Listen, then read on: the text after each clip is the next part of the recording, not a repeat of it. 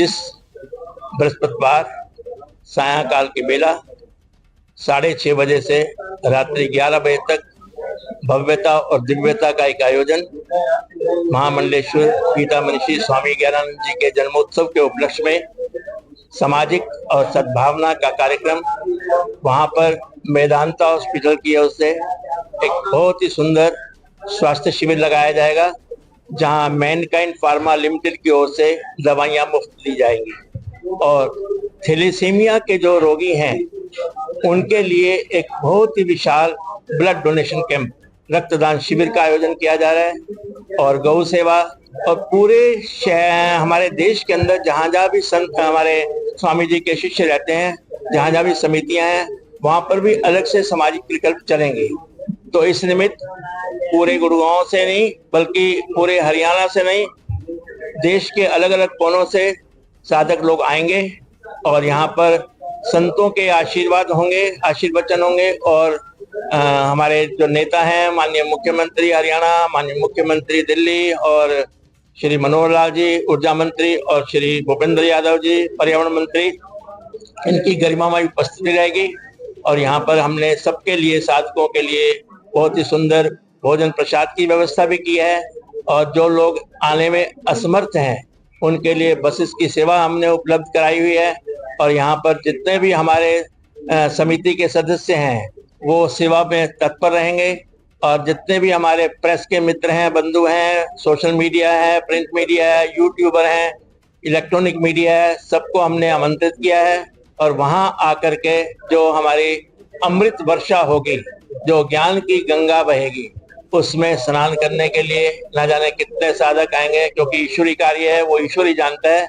आप पत्रकार बंधुओं से प्रार्थना है कि आप इस निमित्त जो भी संदेश देना चाहें सकारात्मक, ताकि एक आध्यात्मिक संदेश जाए।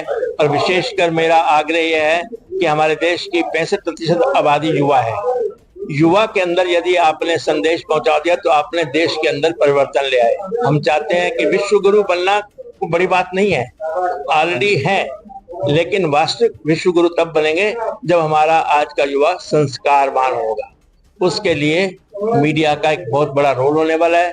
तो आपसे आग्रह है कि इसको जितना हो सके इस संदेश को फैलाएं और आप भी आमंत्रित हैं। और देश हित में, राष्ट्र हित में जो भी आप ये जो ज्ञान की गंगा बहेगी उसका संदेश जन जन तक पहुंचाए। बहुत बहुत धन्यवाद।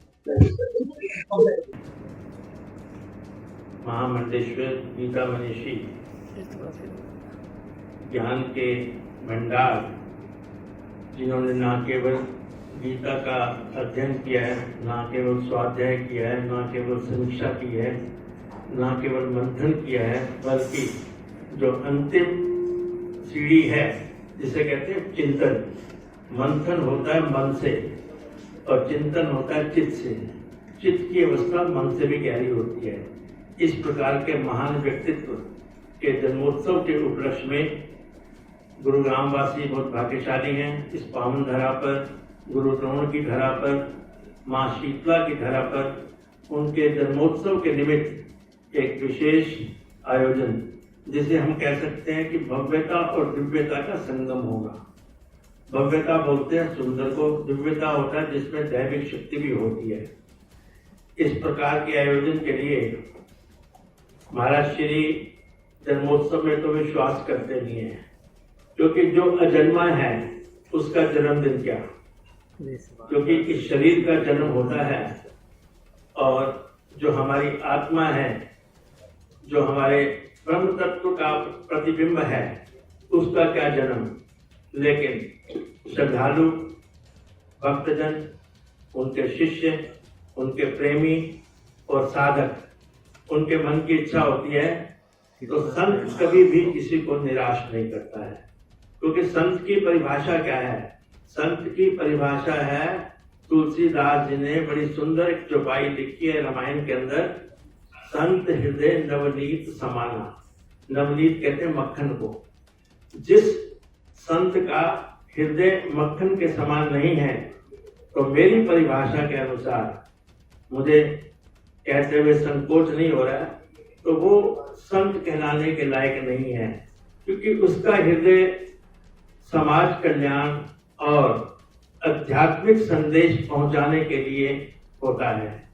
तो इस निमित्त उन्होंने बोला अगर आपने जन्मोत्सव मनाना ही है तो इसे सेवा, सद्भावना, गौ सेवा और गीता जी की सेवा, क्योंकि वो कहते हैं स्वामी जी, पढ़ो गीता, पढ़ाओ गीता, जन जन तक पहुंचाओ गीता।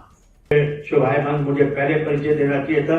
हमारे स्वामी ज्ञानानंद जी के प्रिय शक्ति जी महाराज मेरे बिल्कुल साथ बैठे हैं, केशव जी बैठे हैं और उधर जगदीश जी बैठे हैं, बेवा से हैं।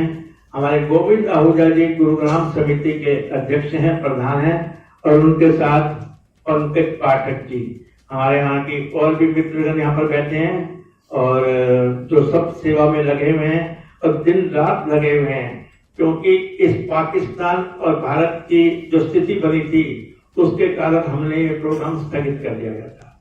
लेकिन जैसे ही युद्ध विराम हुआ, क्योंकि हो ही है वही राम रचिला का, ईश्वर को मंजूर था। प्रभु कहते हैं ना, मैं सब कुछ जानता हूँ, क्या करूंगा और क्या होगा, मगर होगा वही जिसमें तुम्हारा ही भला होगा। मैं यदि चाहूं नहीं तो ज्ञान मिल सकता नहीं, मेरी इच्छा के बिना पत्ता भी हिल सकता नहीं।